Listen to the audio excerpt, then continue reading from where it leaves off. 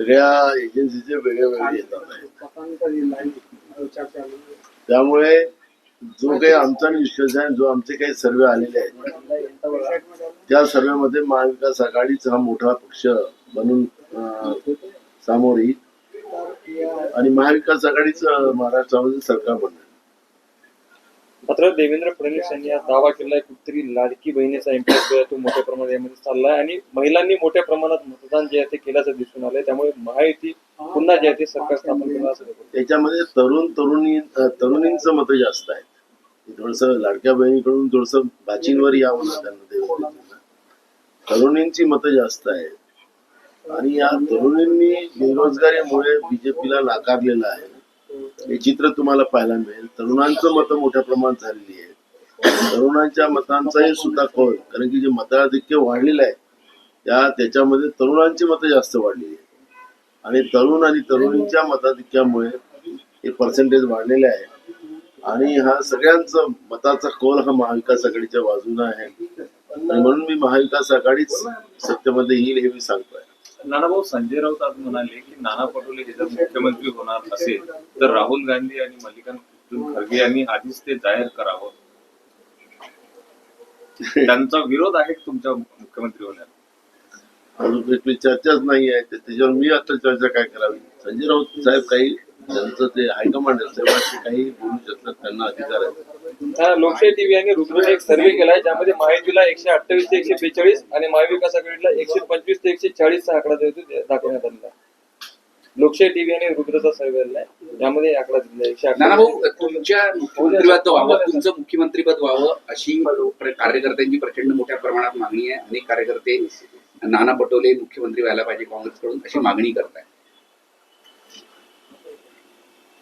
हे चालत राहणार आहे. आता उद्याचा दिवस आड आहे, परवा निकाल येतात आहे. निकालानंतरच आम्ही सुरुवातीला सांगितलं की महाविकास आघाडीचे जे आमचे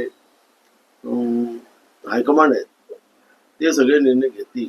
त्यामुळे मी त्याच्यावर आता प्रतिक्रिया देणं बरोबर नाही. आणि आपण सांगितलेलं जे सर्वे आहे, यावेळेस सर्वे जो आहे आणि जो लोकसभेतही जो सर्वे होता तो सर्वे पण मागच्या वेळेस फेल झाला होता. यावेळेस पण सर्वे हा महाविकास आघाडीच्या बाजून राहील.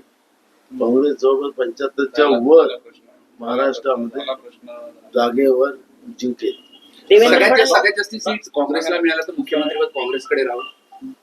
बरं, ते हायकमांड डिसिजन घेतील त्याच्यावर काय आज काही प्रतिक्रिया देणार नाही. पवार साहेब ते श्रेष्ठी आहेत, उद्धव ठाकरे साहेब श्रेष्ठी आहेत, संजय राऊत साहेब श्रेष्ठी आहेत आणि आमच्याकडे मल्लिकार्जुन खरगे साहेब आणि राहुल गांधीजी हे श्रेष्ठी आहेत.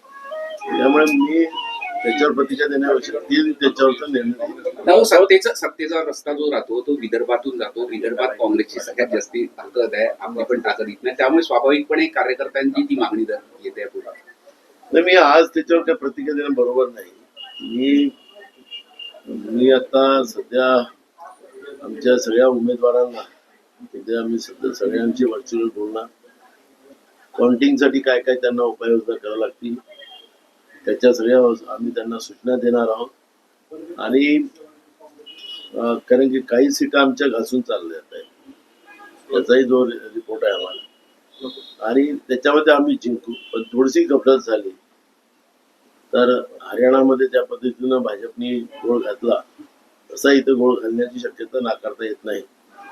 म्हणून ते अलर्टनेस आम्ही पालन करणार आहोत आणि मी उद्या स्वतः सगळ्या उमेदवारांशी चर्चा करणार. काय वाटतं तुमचा अंदाज काय आहे, किती जागा महाविकास आघाडीच्या राहतील काँग्रेसच्या? 200च्या वर महाविकास आघाडीच्या जागा येतील आणि 75च्या जवळपास आहे. त्याच्या पुढं हे काँग्रेसच्या आमदार निवडून येतील. सगळ्यात जास्त स्ट्राईक रेट कोणाला चांगला राहील काय वाटतं महाविकास आघाडीत? काँग्रेस पक्षाचा. सोलापूरमध्ये कुठेतरी वाद पाहायला मिळाला आहे. प्रणिती शिंदे विरोधात ठाकरेगड आक्रमण झालेलं आहे. काय कारण आहे, नेमकं काय घडलंय तिथं?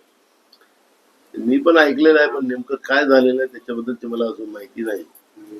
मला पण मी सोशल मीडियावर बघत होतो आज त्यामध्ये, पण मी अजून बोललो नाही. मी आत्ताच प्रवासातून आलेलो आहोत, त्यामुळे बोलले त्यांच्याशी बोलल्यानंतरच त्याच्यावरती. दोन्ही मित्र पक्ष असताना असा वाद उद्भवतोय, अजून निकालही येणे बाकी आहे. काय कसं पाहता तुम्ही, कशामुळे हे सगळं होत आहे? आमच्यापेक्षा तर राष्ट्रवादी आणि भाजप आणि एकनाथ शिंदेमध्ये खूप वाद आहे. त्यामुळे आमच्या एखाद्या जागेमध्ये झालेलं असेल तर त्याला फार काही वादळ निर्माण करायची गरज नाही. एकनाथ शिंदे आणि भाजपमध्ये किती भाजपने तर फतवा काढला एकनाथ शिंदेच्या उमेदवारांना मतच मारू नका. त्यामुळे या चालत राहतात अलायन्स मध्ये. आमच्या अलायन्स मध्ये नाहीच्या बरोबरच झालेला आहे. एखाद्या जागी झालं असेल. भाजपमधून बंडखोरी करून जे निवडून शिंदेच्या शिवसेनेचे प्रवक्ते संजय शिरसाट यांनी निकालाच्या आधीच स्पष्ट संकेत दिले की आम्ही शरद पवारांसोबत जाऊ शकतो. कसं बघता तुम्ही? बघा आता उद्या परवा निकाल येतात आहेत. निकालानंतर अजून काय घडामोडी होतील महाराष्ट्रातल्या त्या आहेतच चाललेल्या. भाजप बरोबर कोणीच राहायला तयार नाहीये. त्यामुळे खूप मोठ्या घडामोडी होतात आहेत आणि त्या घडामोडीवर आम्ही लक्ष ठेवून आहोत. भाजपमधून बंडखोरी करत जे उमेदवार रिंगणात होते आणि जिंकून येऊ शकतात असे जे बंडखोर जे उमेदवार आहेत त्यांचे संपर्क जे ते भाजपने सुरू केल्याची माहिती आहे. आपल्याही पक्षातून काही जणांनी बंडखोरी करत उमेदवार रिंगणात आहेत, जसे की राजेंद्र मोळे निवडून येऊ शकतात असं बोलले जातं. तुम्ही देखील त्या अशा बंडखोरी संपर्क? बिलकुल राहावंच लागतं. सत्ता आणि या सगळ्या समीकरणामध्ये सगळ्याच लोकांसोबत संपर्कात राहावं लागतं. जसं त्यांनी प्रश्न विचारला होता तसं दुसऱ्या पक्षातही गडबडीत खूप चाललेल्या आहेत. त्याच्यावरही आम्ही लक्ष ठेवून आहोत.